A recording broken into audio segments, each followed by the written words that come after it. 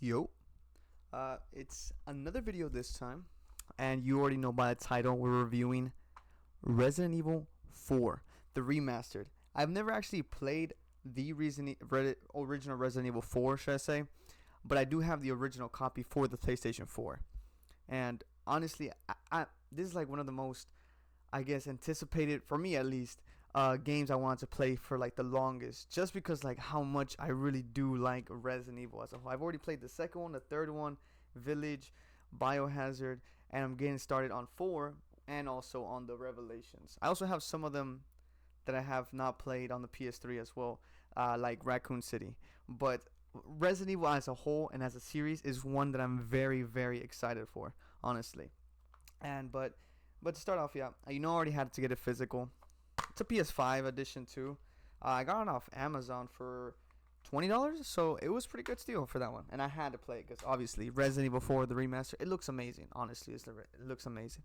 And to start off, we just have Leon Kennedy coming back after 6 years later after Resident Evil 2, and this man, he is no more cop Leon. He is literally a tank Leon. This man is a whole unit in this new one.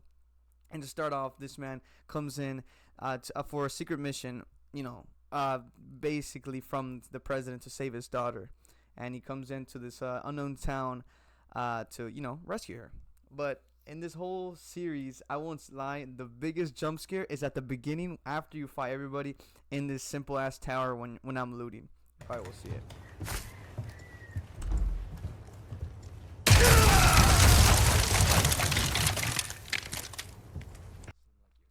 But you know, of course, it's too hard not to say the things that I love about Resident Evil because I'm biased for it, but obviously there is some flaws in the game for like being over a year already later and the updates not being like I guess changing too much of the glitches that have in the game. But that doesn't really change any change any any points for this game and being a high score.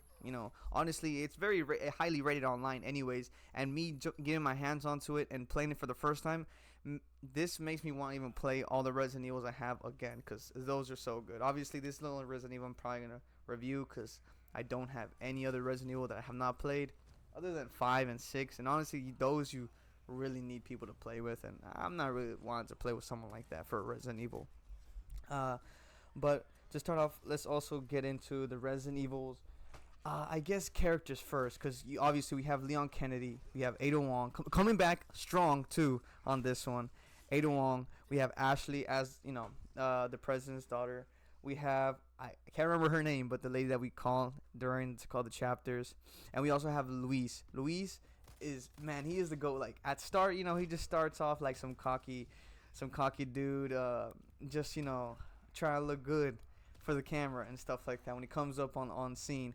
But man, this guy, he has a heart. And this man's character what's it called, character build throughout the story is just amazing. But it's sad to say what happens to him. Obviously, if you have not seen, it's probably gonna show later in the video as well.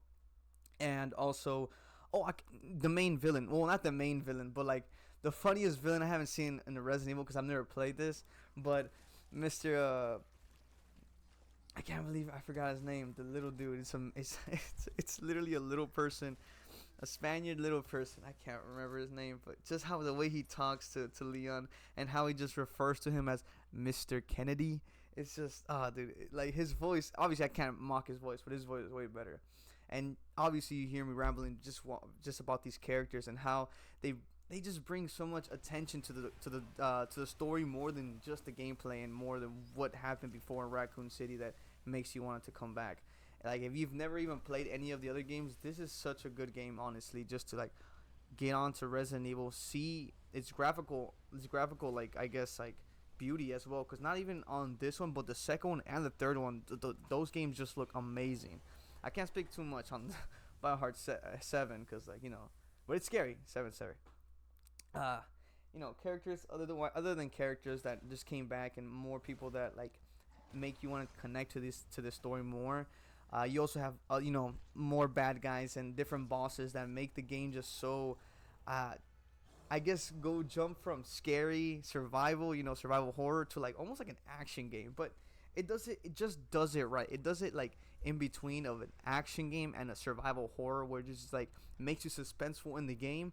But when you're geared out and you have everything, man, those boss fights just feel amazing. When you're fighting like I forgot to mention what's it called, Kirk. Well, the guy who trained Leon Kennedy as well. When he comes back, to the biggest plot twist to know that he was the one who actually captured Ashley and sent her out to this town in order to, I guess, be hypnotized. I'm not sure if he was ever hypnotized. I didn't read the actual documents, whatever. Why? What was his purpose? Because he never says when they're in the boss fights. He just like keeps mocking Leon and stuff like that. But enough of the story. Enough of the story. Let's go back to actual reviewing of the game. Because obviously the stories for me, like the story is like one of the bigger parts that makes me come back to this one, and also see these characters come back makes me like just very high, very rate this game very high. And but let's jump from that. The gameplay of it's like I said, it's almost action survival horror, I guess I can say, because like yeah, you have like these things, but you also have these quick time events and these parries and these dodges and everything you can do, which one makes the game even more fun and makes the game, I guess, more interactive, more than just shoot the guy or grab as many shotgun shells as you can and explosives just to blast your way through. But it's good. It's just the part when you get to Ashley. That combat is just a little bit not my favorite. It's just like there should be a clip in there too where like Ashley just keeps going down, like just dies. Just, I mean, not dies, but like boom, she dies. I mean, she goes down. Then you pick her up. She goes down again. Like not even moments later. Like I don't want to say, but she is useless. She is useless only in times of story of plot where she is needed, and some puzzles too. But other than that, because she is not useless in the way that in gameplay she's useless, but for the mission she's not. She needs to be returned back, and she's really just there to help Leon. If anything, once Ada comes in, and I think that's like at the end too, where like she's helping Leon. It's her help is way better, but obviously she has experience and like she works with like weapons and weaponry and stuff like that. But the combat and like the actual what's it called running and gunning and sneaking around and puzzles, it's good. It's good. It makes you want to explore since like because in between chapters there should be open areas where how it is in any what's it called Resident Evil game. You have to backtrack and start collecting items. Maybe like, oh, I missed this thing, or what does this key go to this random door, or maybe like, oh, I didn't actually look through this area, because you know how like in maps there should be like a red zone for areas you haven't fully explored or you haven't picked up everything. And on this game, it's like it kind of does that, but man, like everything is still red. Like there's so many things in this game that you want to collect, but because it's so open, it's almost like an open map. Like you just want to keep doing all the missions and everything that it literally just throws at you. And especially once you meet to call the actual the guy that sells the weapons and stuff like that, you get these contracts so you can continue to play, and even little small mini bosses you can go out of your way to go fight, which makes it like super intense. Because I remember this one, like the first one is the dog, and he's infected with like even with an extra arm on it, and it's okay. But then it gets to a point where you start fighting almost a knight, and the knight is crazy because now a bunch of knights come in and they start helping him. And man, like just the small details for like even side bosses and everything like that makes the game way better.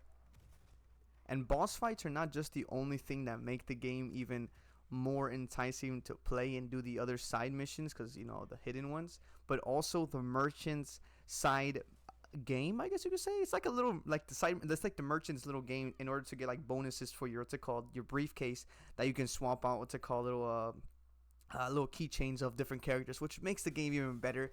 Because I got an S rank for every single one because I was so addictive to these just like almost like these shooting ranges. It's because that's what it is. It's a shooting range of like mini games, and man, it gets hectic to a point where I'm like, no, I have to get these S ranks. And it's so there's such a small like detail that you have to follow for each little level, and it makes me better at the game. For one, having to like practice my aim and shooting, and obviously there's no multiplayer or anything like that. But damn, the game has its own side mission that it was missing from all the other ones, which I was. And these side missions not just only make me get you other stuff for pendulums as well, but actually make the game even easier. Having better heals for items, or even having discounts on the merchant as well. But other than that, that was just like a small little like I guess addictiveness that the game was missing from the other games as well. Because in Biohazard, or in also I say 7, but in Village, and even on Resident Evil 2, it had like these mini games that you could play as maybe a soldier, or even as different other characters in the game, in order to like beat these like same kind of ways, like waves of zombies, or even a point system where you have to get an S rank. And it's like the game was missing that, but that filled it just a little bit in order to be like, oh yeah, that's what I needed in order to like maybe like clear my mind from the story, or maybe clear my mind from a level that's too hard. And obviously like the game isn't too hard on normal difficulty, but right now I'm replaying it again and like the hardest one, and you get this cool skin as well. I don't think I have the video of it, but you get this cool skin of Leon being like this mob gangster, and it's just so cool. Like I don't know if I also seen a video on YouTube that's like you also get like a Tommy gun. I'm not sure how real that is, but hopefully that is, because that would be really cool and sick. But other than that, gameplay is just very addicting for that, for sure. And the trophies as well. Trophies. I was planning in order to get some trophies for this game, but not really enticing because of how much stuff you have to do, and also playthroughs. I'm not a guy of playthroughs. I'm a guy of playthroughs when you get like an unlocked of a difficulty. But other than that, I don't want to keep playing the game in order because I missed a trophy or something like that.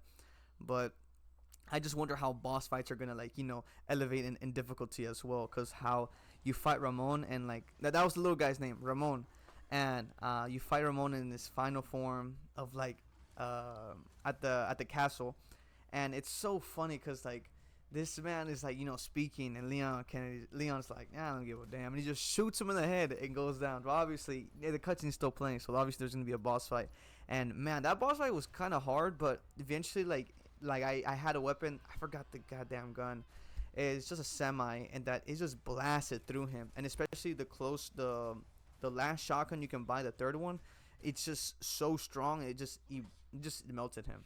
But that wasn't even the hardest thing. The hardest one was Krauser, the second one, when you fight him, and it's like you have to chase him down to call the castle, and then eventually you get him into like this like arena style like 2-level thing, and I was just throwing bullets at him. He's a sponge, and he just keeps eating everything. And this man just does not die. But eventually I did get him, and you get a cool knife after that. That makes you just kind of feel bad for Krauser, but at the same time it's like this man didn't want to do anything. You see him sent here from from somebody else, from Umbrella, that makes him do this. But at the same time, he's like, it was his own decision to do it. But seeing that like that moment that Leon has before killing Krauser, because Leon is still that cop from Resident Evil 2, where he has some sort of like feelings for the people that he's going to kill, because they're still human in some way. That's why I feel how I interpreted it, but interpret as you want. But Leon Kennedy is still a hero at the end of the day. And not only that fight, it's like hard, but the ending fight as well, when you save Ada, and it was all like a trap to get you in there. I won't lie, I kind of beat it kind of quick, because I was like geared. Having grenades, having flashes, making forgot the man's name, getting him stunned, and like having also RPG, so I can like do various amount of damage, with having the Magnum, or what is it, the Magnum 7, something like that, and just blasting through with the shotgun as well. Made the final boss, I won't lie, a little bit too quick to my liking. That's why I want to replay it again, and the harder difficulties, to see if maybe more than likely it was because of me being tanky. But nonetheless, like the game just sets such a high bar for me before playing it, and just exceeds it overall as well. So that's why I think I know I'm gonna give this game a 10 out of 10, at least for me. I don't know how other people will review this, but it's a 10 out of 10, like something I will go back and play anytime. And making me having to play in this makes me just want to play the other Resident Evils, because all of them are just so good. I can't say too much for 5 and 6 because I haven't even touched those, and I've heard they're not really that good because they're more in action than survival horror, and I like the Resident Evil series for the survival horror. But with that, I'm gonna give it a 10 out of 10 for, one, it's survival horror slash action innovation because it kind of like mixed it, its characters and its gameplay for just being so fucking cool, man. And like the game is just so good, and if for being $20 that cheap on a PS5 disc, I would say anybody that has a chance, please get it because it's that good. But other than that, I will be playing the next game. I guess I'll say the name because I don't gotta be saying it. The next game I'm gonna play is Cuphead, and right now I'm playing it between what's it called, Resident Evil, and like beating this game. But man, Cuphead is good. That's what I needed from like all these shooters. Well, it's a shooter as well, but a platformer slash, I guess like Enter the Gungeon type of like game. I forgot that genre, but you'll be seeing that maybe in 2 weeks time because I uploaded this one pretty closer than 2 weeks, but still, it will be being posted. So see you till next time. Peace. You alright? I'm not sure that was insane.